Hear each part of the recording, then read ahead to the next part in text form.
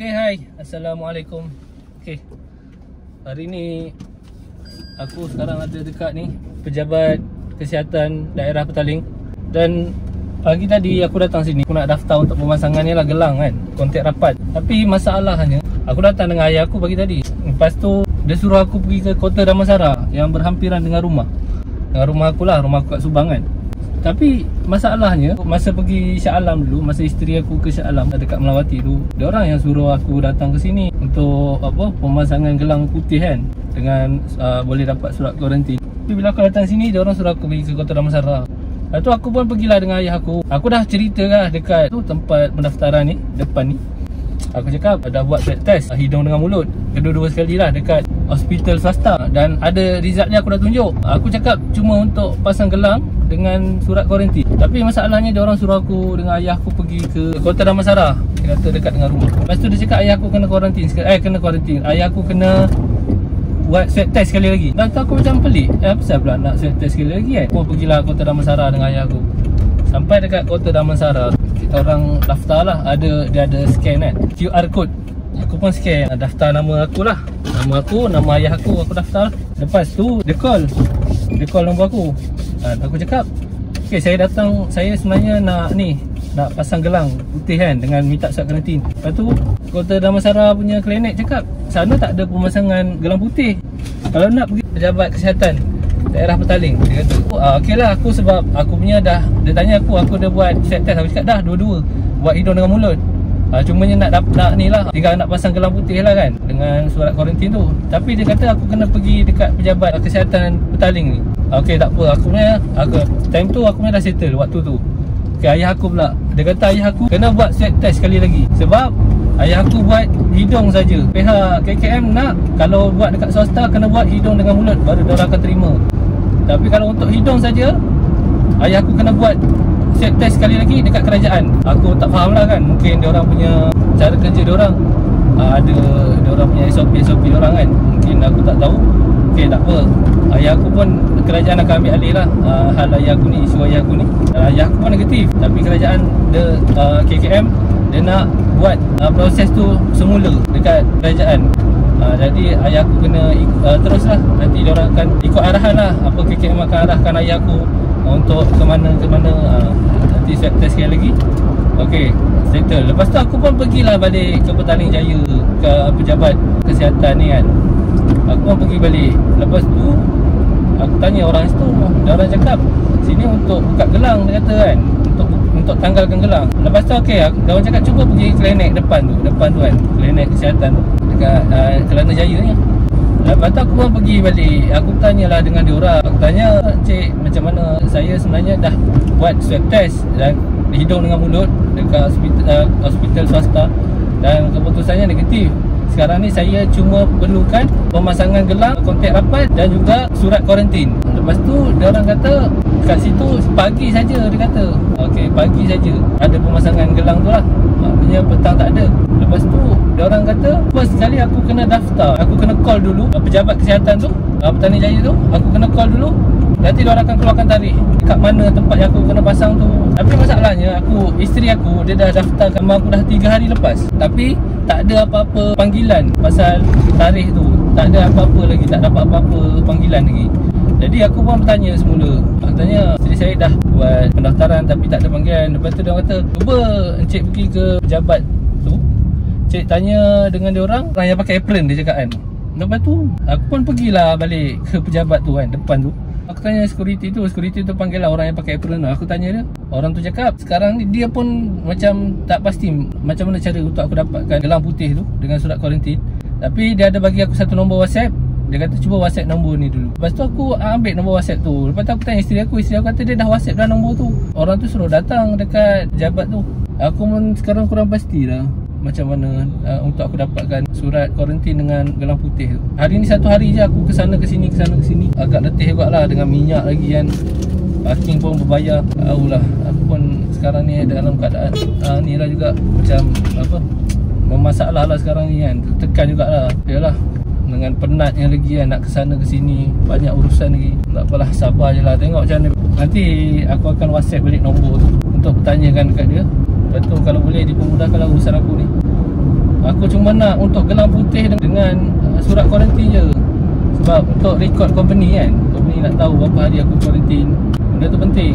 Okay, teruslah menonton. Nanti aku akan share lagi proses apa lagi yang aku lalui, supaya memudahkan urusan korang yang mungkin akan lalui ataupun sedang lalui, ataupun nak tahu macam mana cara lalui proses ni. Ada lebih baik macam aku under company tau. Company aku yang hantar aku dekat swasta, tapi dia swab hidung saja. Lepas tu isteri aku positif kan. Aku pergi dengan isteri aku sekali masa tu. Isteri aku positif, aku negatif. Itu hidung saja. Lepas tu kita orang pun ambil lah keputusan. Isteri aku ambil keputusan untuk check dia punya mulut pula positif. Jadi dia dah positif lah. Aku pun ambil keputusan sebab company cuma suruh aku buat yang hidung saja.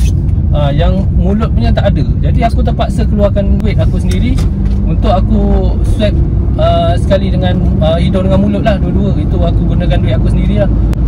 Untuk proses yang cepat aku pergilah dekat swasta. Dan aku rasa lebih susah tau kalau kita dah pergi swasta, lepas tu kita pergi ke kerajaan. Proses dia agak rumit, banyak macam kekeliruan. Yalah, dia jadi macam susah tau. Sebab daripada swasta kerajaan nak ambil alih tu, dia jadi macam rumit.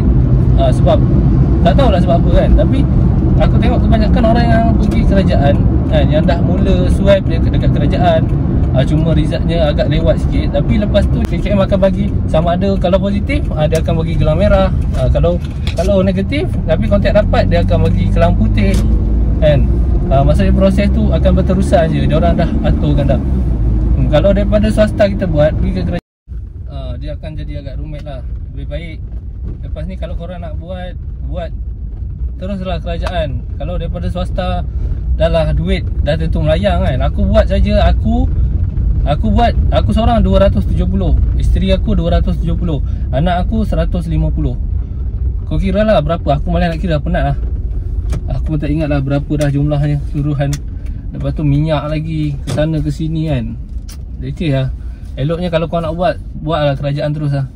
Nanti supaya memanglah dia punya result dia kadang-kadang lewat sikit kan, sebab terlampau ramai kan. Tapi lepas tu korang dah mudah dah. Dekat mana dia orang akan arahkan korang ke mana-mana pun dah mudah dah.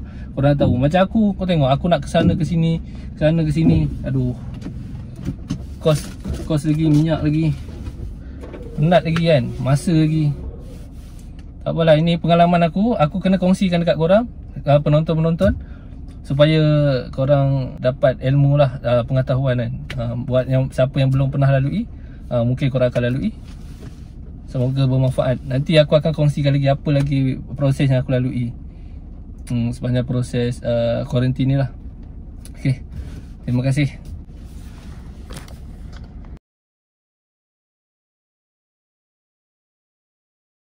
Surat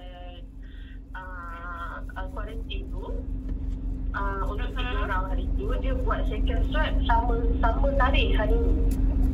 Hari ni juga kan. Apa tak perlu second swab sebenarnya sebab punya sampel pun dah positif. Oh ya ke? Dan jadi yang itu sebab hari tu yang masa dia bagi tahu untuk 3 orang tu negatif. Yang 3 orang kejap. Saya Amirul Zaham dengan Muhammad Haikal Daniel. Hari keempat tu kita ada call. Dia bagi tahu kita, mula dia bagi tahu nama saya. Lepas tu dia bagi nama Amirul dengan Haikal. Tapi tiga-tiga negatif dia kata. Oh, 3 negatif? Ya, saya. Alamak, macam mana ni? Sebab memang kat sini apa dia ada tulis nota kat sini, call patient to contact on PKD. Jadi nanti saya korban balik boleh tak? Sebab maaf lah pun ada kekeliruan. Saya dah sampai dekat. Ya Allah, kesian. Okey, kejap sekejap apa ni? Nanti saya korban balik nombor ni. Okey, bye. Okay, hai. Assalamualaikum. Pagi ni sekarang kami berada di klinik. Minggu lepas kakak aku ada buat swab test. Baru-baru ni, bila kak itu hari dia call kan? hari keempat. Hari keempat dia kata negatif kakak aku dengan anak-anak dia. Tapi hari ni temu janji kakak aku hari ni kena buat swab test kali kedua. Pagi tadi dia call, dia kata positif pula kakak aku seorang, anak dia negatif. Aku pun tak tahulah macam mana dah. Dalam keadaan sekarang ni macam-macam lah. Diorang ni kejap negatif, kejap positif. Ni kita orang tengah tunggu sampai pukul 11. Dia suruh tunggu sampai yang terakhir lah, yang last. Sebab ni kakak aku ni positif. Hello, Assalamualaikum. Panel Melty ya? Ya, saya. Saya daripada klinik Kesihatan Sungai Buloh tadi. Ada telefon tadi. Sekarang ni memang saya dah bercek dalam sistem. Sebenarnya Puan punya result positif kan? Tapi macam ni lah Puan. Puan tunggu dulu dalam kereta sebab kita akan buat test Puan last kali lah. Puan bersama dengan 2 orang anak Puan. Ya, saya dekat saya dah dekat dalam kemah ni. Oh, ya ke? Sebab tadi saya kat depan tu sebab hari tu masa saya nak check, saya nak tanya sebab hari tu yang kita buat swab yang bermula tu. Dia dekat kemah. Masuk kereta balik saya nak masuk kereta balik. Okey. Saya dengan anak-anak ke atau saya juga macam mana? Puan dengan anak-anak lah. Sekali takkan nak biar anak-anak 2 orang pula kita kat pula. Tak apa.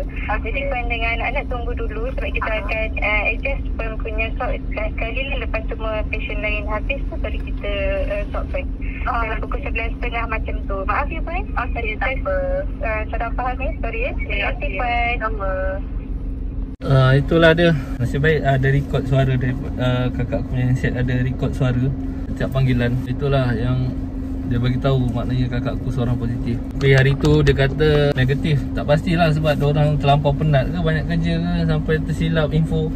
Allah alam lah. Semua tu lah, bila dah jadi macam ni dah jadi satu masalah lah. Pening kepala. Nanti aku akan terus update lagi, tengok macam mana. Hati-hati lah, kadang-kadang mungkin diorang salah info, salah bagi tahu ke apa, tak tahulah. Benda-benda penting macam ni, tak cukup dengan kak aku positif ni. Tadi bini aku call pula, anak aku demam panas lah. Pukul 4 pagi tadi start demam. Dah jadi masalah sebab itu hari dia call kakak aku, dia bagi tahu negatif kan. Masalahnya anak-anak dia dengan dia dah satu bilik. Saya baik kita tak ada kongsi apa-apa. Itu masalahnya. Aku ni negatif, anak-anak negatif. Takutkan nanti kan kita orang dah duduk sama-sama kan. Sebab kan orang kata negatif kan. Cuma yang berasingan bini dengan anak aku je. Rupanya ada juga lagi seorang yang positif dekat dalam kelompok kita orang. Itu yang jadi masalah sekarang. Pada nanti aku update lagi lah.